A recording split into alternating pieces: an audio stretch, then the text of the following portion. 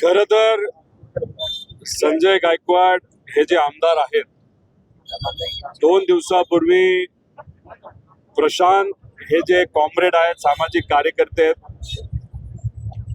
आणि शिवाजी कोण होता हे जे 40 वर्षापूर्वी पुस्तक पानसरे साहेबांनी लिहिलं, त्याचे जे आजचे प्रिंटिंग जर कुणी करत असेल तर ते प्रशांत त्या ठिकाणी करतात. आणि प्रशांतला फोन करून अतिशय खालच्या लेवलला जाऊन संजय गायकवाड आमदार ते बोलले. बोलत असताना प्रशांत जे आहेत, प्रशांतच्या पत्नीबद्दल, आईबद्दल, महिलांबद्दल अशा शब्दात त्या ठिकाणी उल्लेख केला की आपल्याला काही त्या बाबतीत, म्हणजे तुमच्या समोर तर मी तो शब्द सुद्धा घेऊ शकत नाही. आणि ते बोलत असताना छत्रपती शिवाजी महाराजांचा आपण अवमान त्यांच्या त्या ऑडिओ क्लिप मध्ये झालेला आपण सगळ्यांनी बघितला. महामानवांचा अपमान आपण कधीही त्या ठिकाणी सहन करणार नाही हे आपल्या सगळ्यांना तिथं माहिती. महाराष्ट्रातला कुठलाच व्यक्ती हा अपमान त्या ठिकाणी सहन करणार नाही. पानसरे साहेबांचं कार्य हे किती मोठं होतं अख्ख्या महाराष्ट्राला माहिती आहे. आणि ज्या भूमीमध्ये आता मी आहे म्हणजे कोल्हापूर, या भूमीतल्या प्रत्येक व्यक्तीला त्यांचं कार्य हे माहिती आहे. याच्यातच मग तो जे काही व्हिडिओ ऑडिओ आहे, ती ऑडिओ झाल्यानंतर आणि ज्या पद्धतीने प्रशांतला, म्हणजे प्रशांत मध्ये सामान्य परिवारातला एक व्यक्ती, भंगार विकून त्यांनी त्याचं शिक्षण केलंय, आपल्या बहिणींचं पण शिक्षण करण्याचा प्रयत्न त्या ठिकाणी त्यांनी केला. लग्न बहिणींची त्या भंगार विकून जो पैसा आला त्यातून झाले. म्हणजे सामान्य परिवारातला पत्र्याच्या शेडमध्ये राहणारा एक सामाजिक कार्यकर्ता, याला धमकी दिली, त्याला घाबरवण्याचा प्रयत्न केला. आणि ते झाल्यानंतर परत त्यांच्या कार्यकर्त्याला, तुला बघतोच, घरात घुसून तुला मारतो. म्हणजे संजय गायकवाड तर बोललेच की पानसरे साहेबांचं जे काही केलं तसंच तुझं आम्ही करू, अशी सुद्धा धमकी तिथं दिली. आणि त्या अनुषंगाने सर्व सामाजिक कार्यकर्ते मिळून काल पोलीस कार्यालयामध्ये गेले, FIR आमची घ्या अशी विनंती केली. यांच्या मातेली केली, पत्नीली केली, सामाजिक कार्यकर्त्यांनी केली, पानसरे परिवारातले सर्व जे लोक आहेत त्यांनी त्या ठिकाणी केली. पण दुर्दैव असं काल ती FIR झाली नाही. मग आज सामाजिक कार्यकर्ते म्हणून आम्ही सर्वजण इथं आलो पोलीस स्टेशनला. यांच्याबरोबर आल्यानंतर पोलिसांना आम्ही विनंती केली. 1-1.5 तास विनंती केल्यानंतर आम्हाला असं कळतंय, वरिष्ठांशी बोलल्यानंतर आणि मीडियाचा आणि इथं असलेल्या लोकांचा दबाव आणि महाराष्ट्रातला सामान्य लोक जो काही पाठिंबा प्रशांतला विचाराला त्या ठिकाणी ते देत नाहीत, त्या सर्व दबावाच्या खाली येऊन आता हे FIR हे पोलीस घेत आहेत. ज्या पद्धतीचा प्रशांतला पाहिजे त्याच पद्धतीचा FIR घेतला जाईल असं म्हणलं जातं. म्हणजे अजित दादांच्या बाबतीत FIR साठी किती उशीर झाला, किती अडचणी आल्या, हे मला आणि तुम्हाला सगळ्यांना तिथं माहिती आहे. आल्यानंतर मी त्यांना पत्र दिलंय, तुम्हाला दाखवलंय, मी खोटं काही बोलणार नाही, एक शब्दही माझा सुद्धा नाही. जे काही आता पण बोलणार आहे की जे अभिप्राय आले, जे काही येईल त्याप्रमाणे मी जे काही येईल ते दाखल करणार आहे. हे पुढीच ऐकलं, माझा एकट्याचा विषय नाही. मी सर्वांना सांगतो की आपण जे काय आहे, मी अभिप्राय मागवलेला आहे, आपण त्याच्या अभिप्रायामध्ये जे जे काही येईल त्याप्रमाणे योग्य कायदेशीर कारवाई करणार. सर, सगळ्याच गुन्ह्यामध्ये तुम्ही अभिप्रायाची वाट बघता का? बघा साहेब, एक साधा कॉग्निजेबल दाखल करणार असा शब्द द्या, आम्ही जातो, असा शब्द द्या. चव्हाण साहेब, तुमच्या शब्दावरती विश्वास आहे, आम्हाला पोलिसांचा आदर आहे. आणि आम्ही सांगतो 100 पोलीस असतील तर 10 चुकीचे असतील, 90 चांगले असतील, आमचं काही मत नाही. विषय एवढाच आहे, एक तर हे म्हणतात तसं तुम्ही शब्द द्या आणि आम्हाला लिहून पण शब्द नाही. मी आता देऊन टाका की हो तुम्ही मागितल्याप्रमाणे आज नाही, आज येते, मी बोललोय अधिकाऱ्यांशी, उद्या FIR होईल, एवढा शब्द द्या. आणि या भूमीमध्ये म्हणजे जिथून म्हणजे छत्रपती शाहूराजांची ही भूमी आहे, आणि या भूमीमध्ये नक्कीच दिलेला शब्द लोक पाळतात. तुम्ही पाळाल हा माहिती महाराजांचं.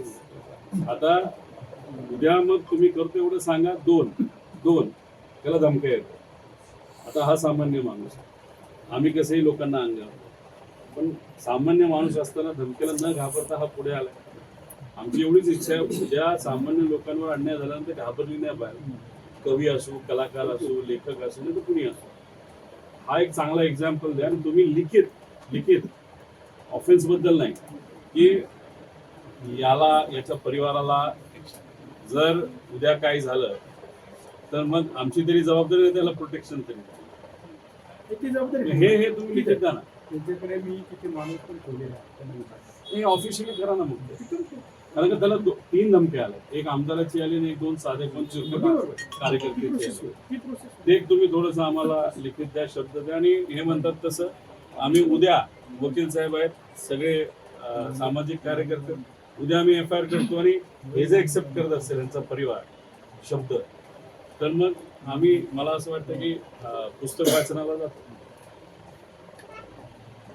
आदरणीय आमदार साहेब, आपण जे आता सांगितलं की FIR संदर्भात मला ज्या क्षणी महासंचालकांचा सहाय्यक संचालकांचा अभिप्राय प्राप्त होईल त्यानुसार जे काही येईल त्यानुसार मी तात्काळ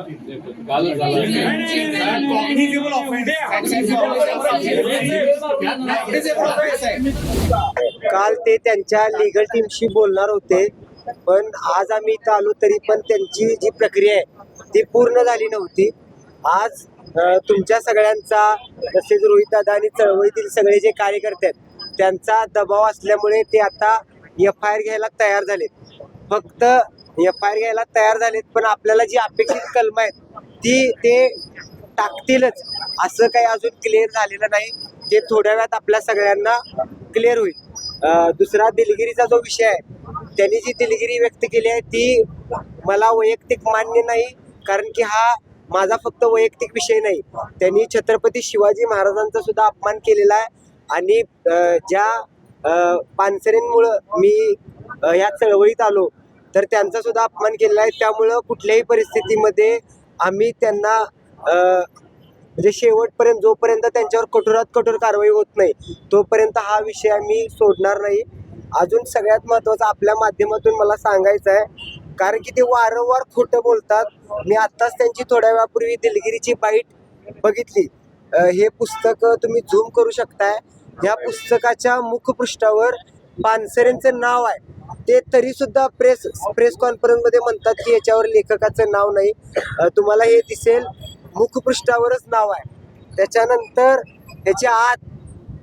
ह्याच्या आत सुद्धा या पुस्तकाचे जे लेखक आहेत गोविंद पानसरे त्यांचं नाव आहे.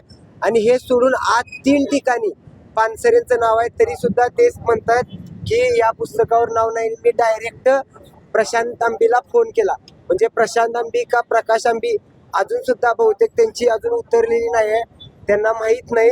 आणि भविष्यामध्ये माझ्या पुस्तकावर त्यांना फोन करायचा असेल धमकीचा, तर हे माझं पुस्तक आहे, ह्या पुस्तकाच्या संबंधी फक्त त्यांनी वाचावं. आणि आत काही त्यांना शंका असेल, अजून काही त्यांना आक्षेप असेल, तर ह्या पुस्तकासंबंधी लेखक म्हणून कायदेशीर मार्गाने मला काय कायदेशीर नोटिसा वगैरे पाठवायच्या असतील तर त्यांनी पाठवाव्यात.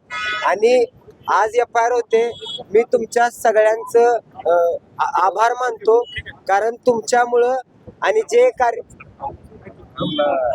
जे कार्यकर्ते माझ्या पाठीमागं सामाजिक कार्यकर्ते उभे राहिले त्याच्यामुळे हे शक्य झालं. मी परत एकदा तुमच्या सगळ्यांचे आभार मानतो. धन्यवाद. वाङ्मय प्रकारात शिवाजी आणि शिवकाल हा विषय अनेक वेळा येऊन गेलेला आहे. चित्रपटही निघाले, व्याख्यानेही झाली आणि होत आहे. पण एवढं सारं होऊनही शिवकालाची, शिवाजी महाराजांची आणि त्यांच्या कार्यास प्रेरणा ठरलेल्या कारणांची जी प्रतिमा सामान्य जनमानसात निर्माण झाली आहे ती इतिहासाशी पूर्णतः इमान असलेली प्रतिमा आहे असं म्हणवत नाही. खरं म्हणजे सरंजामशाही आणि राजेशाही ही कालबाह्य झालेली समाजरचना आहे. शिवाजीचा काळ हा सरंजामशाहीचा काळ होता आणि शिवाजी हा सुद्धा एक सरंजामशाहीतलाच राजा होता. जगाने आणि आपल्या देशाने राजे चुकीचं आहे असं म्हणत होते आणि आज त्यांनी माफी मागितली आहे. कुठेतरी वरिष्ठांनी त्यांची कान टोचली. अजिबात नाही, वरिष्ठांनी काही केलेलं नाही. लोकांकडनं जो विरोध झाला, मीडियाकडनं जे खंडन केलं गेलं त्यांच्या वक्तव्याचं, याच्यामुळे घाबरलेत. आणि म्हणून त्यांनी तिकडे माफी मागितली. बाकी कुणी काय सांगितलं त्यांच्या पक्षाच्या वरिष्ठ पाठीशी घालतात. नाही, वरिष्ठांनी सांगितलं असेल तर एफ आय आर आतापर्यंत व्हायला पाहिजे. झाला का एफ आय आर? वरिष्ठ म्हणजे मोठे नेते, मोठे नेत्यांचा दबाव असल्याशिवाय एफ आय आर 30-30 तास पुढे जात नसतो. वरिष्ठांना खरंच पाहिजे असते त्याचे कान टोचायचे तर एफ आय आर झाला असता कालच. पाठीशी घातलं जाते का संजय गायकवाडांना त्यांच्या वरिष्ठ नेत्यांसोबत? महामानवांबद्दल जो कोणी बोलेल त्याच्यावर जर कारवाई झाली नाही तर काही अशा विचाराचे लोक असतात की ते म्हणतात की त्याच्या मुद्दामून कारवाई करू नका. म्हणजे महामानवांबद्दल चुकीचं बोलणं आणि बोलल्यानंतर जो काही विरोध या समाजामध्ये, या महाराष्ट्रामध्ये होईल, ही जी भीती काही लोकांमध्ये आहे ती भीती निघून जावी असा प्रयत्न काही चुकीच्या विचाराचे लोक, ज्यांनी तुकोबरायांना त्या ठिकाणी त्रास दिला, माऊली महाराजांना त्रास दिला, तिथं छत्रपती संभाजीराजांना ज्यांनी त्रास दिला, महात्मा फुलेंना ज्यांनी त्रास दिला, त्या विचाराच्या लोकांना मात्र काहीच झालं नाही पाहिजे. म्हणजे उद्या जाऊन उठसूट कुणी महामानवांच्या विरोधात बोलेल अशी एक प्रथा पडली पाहिजे, तर भीती निघून गेली पाहिजे असं कदाचित काही लोकांना वाटत असावं. आणखी एक प्रश्न आहे की सुनेत्रा वहिनी म्हणजे आज एकच पक्ष, नाही, एकच पक्ष. आज तो विषय कालचा होता आणि तो विषय परत 29ला येणार आहे. पण आज नाही, जबाबदारीचं उद्याचं वाटप झालंय असं- उद्या नाही रे, विषय आता तो जबाबदारीचं राजकीय नको, विषय एवढाच आहे. विचार जपायचे असतील तर लढावं आज लागेल आणि विचार लढण्यासाठी ही लढाई आहे. आणि त्याच्यात तुमचे बी मी आभार व्यक्त करतो सर्व पत्रकारांचे. तुम्ही सुद्धा या सर्व कॉम्रेड, सामाजिक कार्यकर्त्यांना आणि आमच्यासारख्या छोट्या कार्यकर्त्यांना इथं पाठिंबा देऊन हा विषय लोकांपर्यंत तिथं नेला. तुमचे सुद्धा जे प्रमुख कार्यालयामध्ये बसून विश्लेषण करणारे जे सर्व पदाधिकारी आहेत, नाही तर जे कोणी पत्रकार असतील, त्यांचे आभार व्यक्त करतो. कारण अनेक लोकांनी खूप चांगल्या पद्धतीने तिथं मुद्दा मांडला आणि हे जे आहेत अतिशय प्रामाणिक गरीब परिवारातला एक व्यक्ती, म्हणजे छत्रपती शिवाजी महाराजांचं हे पुस्तक 25 रुपयाला तिथं दिलं जातं का? कारण गरिबाला ते परवडावं, साध्या लोकांना ते परवडावं. आणि आता महात्मा फुलेंबद्दलचं एक पुस्तक, आणि ते सुद्धा त्यांनीच लिहिलेलं एक पुस्तक, आत्मचरित्र त्यांचं, हे आता हा आमचा प्रशांत हा कार्यकर्ता तिथं काढतो, ते सुद्धा 40 रुपयामध्ये काढलं पण आहे.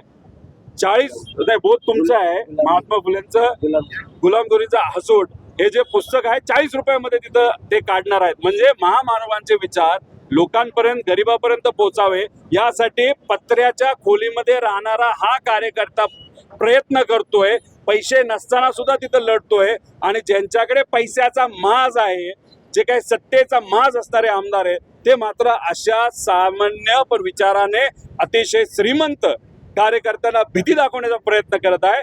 अशा सामान्य आर्थिक दृष्टिकोनातून सामान्य पण विचाराने श्रीमंत कार्यकर्त्यांच्या पाठीमागे आम्ही सर्वजण त्या ठिकाणी भक्कमपणे आहोत. छत्रपती शिवाजी महाराज की जय. 28 तारखेला बुलढाण्यामध्ये मोर्चा, एवढं लक्षात ठेवा. 28 तारखेला बुलढाणा घरावर मोर्चा. 28 तारखेला सर्व सामाजिक कार्यकर्ते, विचाराचे पक्के शिलेदार यांच्याकडनं 28 एप्रिलला बुलढाणा या शहरामध्ये संजय गायकवाड यांच्या घरासमोर तिथं आंदोलन केलं जाणार आहे, मोर्चा काढला जाणार आहे आणि तिथं पुस्तकाचं वाचन सुद्धा तिथं केलं जाणार आहे.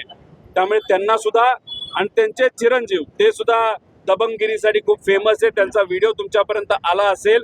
आणि त्या संजय गायकवाडांवर किती कलम आणि कुठले कुठले कलम हे पोलिसांनी आधी लावलेले आहेत याचा थोडासा अभ्यास त्यांनी सुद्धा करावा, लोकांनी सुद्धा करावा. आणि त्याच व्यक्तीच्या घराबाहेर इथं 28 एप्रिलला आंदोलन त्या ठिकाणी केलं जाईल.